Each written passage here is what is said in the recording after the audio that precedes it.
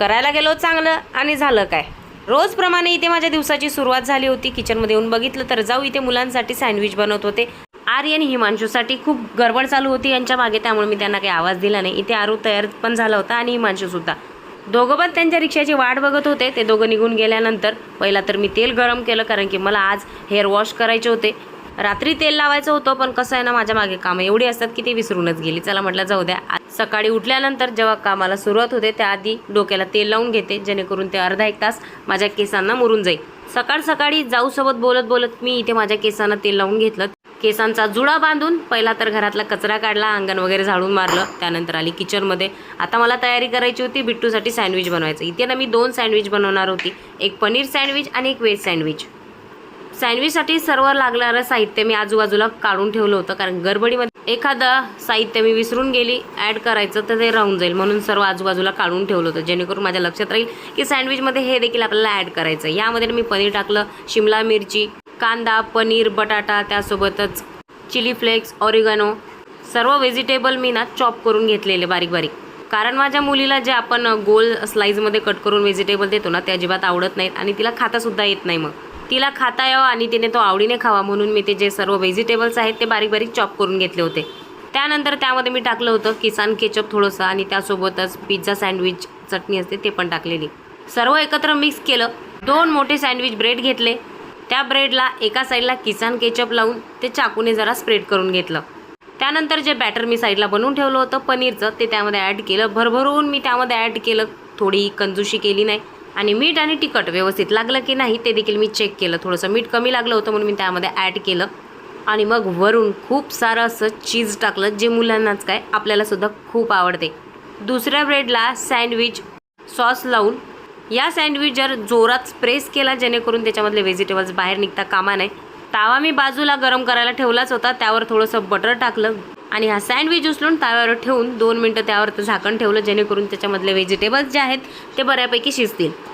Paneer sandwich होतोय ना तोपर्यंत म्हटलं चला आपण व्हेज सँडविचची तयारी करून घेऊया, जेणेकरून माझा वेळ पण वाचेल, कारण मुलीला ब्रश अंघोळ करून तिची तयारीसुद्धा करून द्यायची होती. इथे मी सँडविचला एक जी ग्रीन चटणी लावलेली आहे ती सकाळी जाऊन भरून घेतली होती, त्याला सँडविच चटणी म्हणतात. त्यानंतर त्याला सॉस लावला. इथे मी गोल गोल कट करून व्हेजिटेबल्स घेतले होते, ज्यामध्ये कांदे, बटाटे आणि शिमला मिरची आणि थोडीशी टोमॅटो, काकडी होती. व्यवस्थितपणे त्याला अरेंज केलं. वरून भरभरून असं चीज ॲड केलं. ताव्यावर खूप सारं बटर टाकून तो देखील मी 2 मिनटं ताव्यावर शेकून घेतला. इथे तुम्ही बघू शकत आहात किती मस्तपैकी मी इथे सँडविच तयार केला आहे. तो देखील ताव्यावर असा वाटतोय की मी एक सँडविच पॅनमध्येच तो बनवला आहे का. किचनमध्ये एवढा पसारा पसरून ठेवला आहे म्हटल्यानंतर तो मला आता आवरावं लागेलच. आणि मी असा गयाटा करते, त्यामुळे माझ्या जाऊचं लक्ष माझ्याकडेच असते. म्हणून म्हटलं चला जाऊ द्या, बोलणे खाण्यापेक्षा आपण केलेला पसारा उचलून घेऊया. सही पकडे हैं. पहिलं जे सँडविच बनवलं होतं ना मी पनीर सँडविच, त्याचे असे 2 कट करून घेतले. नंतर मी विचार केला की हे तर टिफिनमध्ये बसणारच नाही आणि बिट्टूला व्यवस्थित खाणारसुद्धा येणार नाही. मग मी त्याचे 4 कट केले. त्यानंतर ते टिफिनमध्ये व्यवस्थित बसलेसुद्धा. फॉईल पेपर टाकून टिफिन तिचा मी इथे पॅक करून घेतला. मम्मी कशी दिसत आहे बी? क्यूट दिसत आहेस तू. अशी क्यूट दिसतेस का? आज बिट्टूच्या स्कूलमध्ये होता येल्लो डे कलर, तर मग इथे मस्त येल्लो कलरचा ड्रेस घालून बिट्टू तयार झाली. काल आम्ही स्टायलिश पोनी घातली नाही, म्हणून आज आम्ही स्टायलिश पोनी घालतोय. आणि इथे ना आम्ही खूप शांततेत उभा आहो. थोडीशी बडबड किडकिड चालू होती, पण तिला म्हटलं जर शांत बसणार नाही ना तर तुला स्टायलिश पोनी काय असं स्कूलमध्ये पाठवून देईल, म्हणून ती गप्पपणे माझ्याकडून पोनी घालून घेत होती. त्यासोबतच तिने हा जो ड्रेस घातला होता ना तो घातल्यानंतर तिला खूप चिडचिड होती. म्हणत होती मम्मी मला हा ड्रेस नको ग, मला स्कूलचा ड्रेस घाल, हा कशाला घातलाय. नंतर बाईला सांगितलं की तुझे सर्व फ्रेंड्स जे आहेत येल्लो कलरचा ड्रेस घालून येणार आहेत, त्यामुळे तुला पण हा ड्रेस घालायचा आहे. मग कुठे ती तयार झाली आणि हा ड्रेस घातला.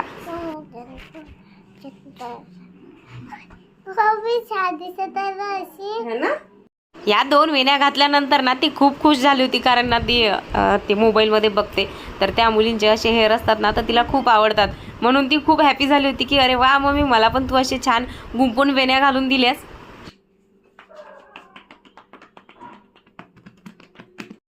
मी ना मुलगी झाल्यानंतर खूप खुश होती. म्हटलं माझ्या मुलीला मस्तपैकी फ्रॉक, वेगवेगळे ड्रेस घालणार, मस्त तिला तयार करणार, वेगवेगळी तिची हेअरस्टाईल करणार. पण इथे ना उलटच झालंय. माझ्या मुलीला ना नवीन कपडे आवडत, ना जास्त छान छान हेअरस्टाईल आवडत. तिला साधं सिंपल राहायला खूप आवडतं. छान दिसते.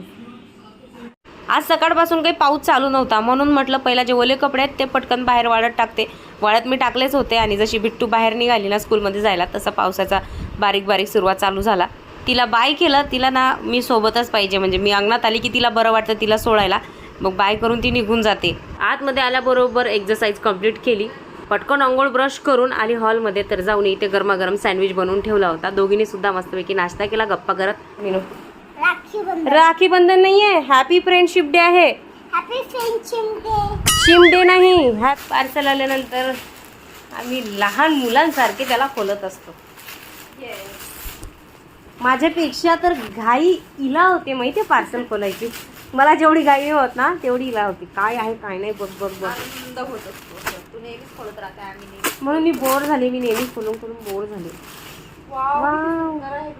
हा पण ड्रेस पण खूप छान आहे माझ्यासाठी. झालं काय? खोललं, बघितलं, ठेवून द्या. खोललं, बघितलं, झालं, टाटा बाय बाय खतम. ऐसा नहीं लग रहा तुझे ज्यादा हो गया. मी नाही सांगत ये. मी नाही सांगत. मॅटच नाहीये, मॅट झाली ती. कारण माझे काले काले ओटे आहे. चेहऱ्याला स्टॉल बांधून आमच्या दोघींची सवारी निघाली होती फर्निचरच्या दुकानामध्ये. त्यासोबतच आम्हाला एक चांगलं पण काम करायचं होतं, ते म्हणजे हेल्मेट घ्यायचं होतं. आधी तर आम्ही फर्निचरच्या दुकानामध्ये फिरलो, कारण की जाऊला हॉलसाठी एक छानसा टेबल घ्यायचा होता. 3-4 दुकानात फिरलो, पण आम्हाला मजाल तिथे एखादा टेबल भेटला असेल नाही. मग जाऊ म्हणायला जाऊ दे, असं करू ना हा कपाट सेटच घेऊन टाकूया. म्हटलं शांत बसा, आताच घेतलाय, जो जुना पण झाला नाही, 6-7 महिने झाले आणि अजून तुम्ही म्हणता मी नवीन घेतोय. हेल्मेट सक्ती, हेल्मेट बघणं चाललंय.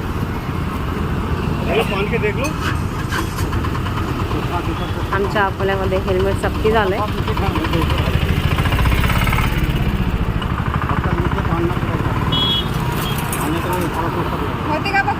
हेल्मेट तर घ्यायचं होतं जाऊला, पण जाऊ सतत मलाच द्यायच्या की तू तुझ्या डोक्यातच घालून बघ. म्हटलं तुमची एवढी इच्छाच आहे की मी हेल्मेट घालून बघितलंच पाहिजे, तर त्याला दाखवा. घालून बघते. इथे घातल्यानंतर ना ते हेल्मेट काही एवढं व्यवस्थित नव्हतं, लगेचच तुटून जाणारं होतं, कारण की ते रोडवरचं होतं. जाऊ म्हणायला जाऊ दे, याची काही क्वालिटी चांगली नाही आहे, आपण पुढे बघूया. 2-3 दुकानं आम्ही फिरलो. त्यानंतर आलो आम्ही 3ऱ्या दुकानामध्ये. इथे पण भरपूर गर्दी होते आणि हेल्मेट पण जास्त नव्हते. गर्दी एवढी होती कारण की आमच्या इकडे त्यांनी हेच लावलेलं आहे सक्ती, की जोपर्यंत तुम्ही हेल्मेट लावणार नाही तुम्हाला 1000 रुपये फाईन पडणार. मग त्या 1000 रुपये फाईनपेक्षा लोकांचं असं म्हणणं आहे की हेल्मेटच घेऊया. लोकांचं काय, माझं सुद्धा तेच म्हणणं आहे. एवढं सर्व चांगलं चालू असताना पुढे माझ्यासोबत जे काही घडलं ना ते बघून तर मी जरा शॉकमध्येच गेली होती.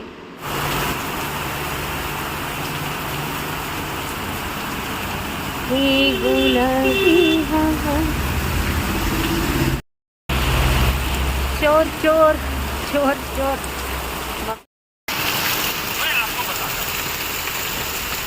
पाऊस बघा, पाऊस. बरं झालं झाड दिसलं आम्हाला, नाही तर आम्ही ओले, मी तर झाली पण ओले. मॅडम तू खरंच चोर दिसत आहे. ती पूर्ण चोर दिसत आहे. असं वाटत किडनॅप करायला आली कोणाला. 5-10 मिनिटात अगदी रोडवर एवढं पाणी गोळा झालं आणि पाऊस थांबला. आम्ही तसंच निघालो. 2 मिनिटं पुढे गेलो नाही तर असं तिथे खड्डा वगैरे, आणि त्या खड्ड्यामध्ये माझी गाडी गेली. गाडीचं बॅलेन्स गेलं आणि आम्ही दोघी खाली पडलो. मला तर खूप लागलं. जाऊच्या पण पायाला बराच मुका मार लागला. पडल्यानंतर मला विचार हा चालू होता की माझ्यामुळे जाऊ खाली पडल्या.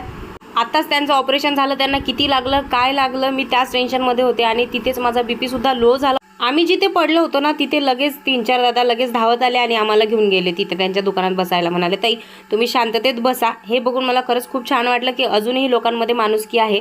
तुम्ही पहिला म्हणाले शांत व्हा, आणि शांत झाल्यानंतर पाणी प्या. त्यांनी पाणी पण दिलं. अजून मला तर माझ्यासोबत काय झालं हे समजत नव्हतं, कारण माझ्या पायाला खूप जखमा झालेल्या, म्हणजे माझ्या टोंगड्याला लागलेलं, सोबतच माझ्या मांडीला पण मुका मार लागला, हाताला पण आणि पायाला सुद्धा. आणि त्रास तर त्याहीपेक्षा जास्त होता, पण तिथे मी अजिबातच रडली नाही. 10-15 मिनिटं थांबल्यानंतर जाऊन माझ्यासाठी स्पेशल ॲटो केला आणि मी ॲटोमध्ये निघाली. त्या स्कूटी घेऊन निघाला. त्या ॲटोमध्ये सुद्धा माझा BP खूप लो होत होता. मला तर काहीच सुचत नव्हतं. असं वाटत होतं मी चक्कर येऊन पडणार की काय. घरी आल्याबरोबर जाऊन माझ्यासाठी चहा ठेवला आणि मला हळद वगैरे लावली. एवढा त्रास झाला ना हळद लावताना, मी अक्षरशः 15-20 मिनिटं रडली. आणि जाऊ जशी गरम गरम हळद लावत होते ना तर त्याहीपेक्षा मी जोरात ओरडत होती, कारण की त्रासच भयंकर होत होता. मग संध्याकाळी बिट्टूचे पप्पा आले आणि मला डॉक्टरकडे घेऊन गेले. डॉक्टरकडे गेल्यानंतर त्यांनी मला धनुर्वाताचं इंजेक्शन दिलं, त्यासोबतच गोळ्या मलमसुद्धा दिला. त्रास एवढा होता कारण की जे मांस आहे ना समोरचं ते निघालं होतं. तुम्ही ते बघू शकता किती मोठी जखम झाली आहे. हाताला पण बराच मुका मार लागला. त्यासोबतच माझ्या मांडीला तर खूप सूज आली आहे. असं चांगलं करायला गेले आणि माझ्यासोबत असं घडलं. असा होता आजचा ब्लॉग. आवडला असेल तर लाईक सबस्क्राईब नक्की करा. भेटूया पुढच्या ब्लॉग.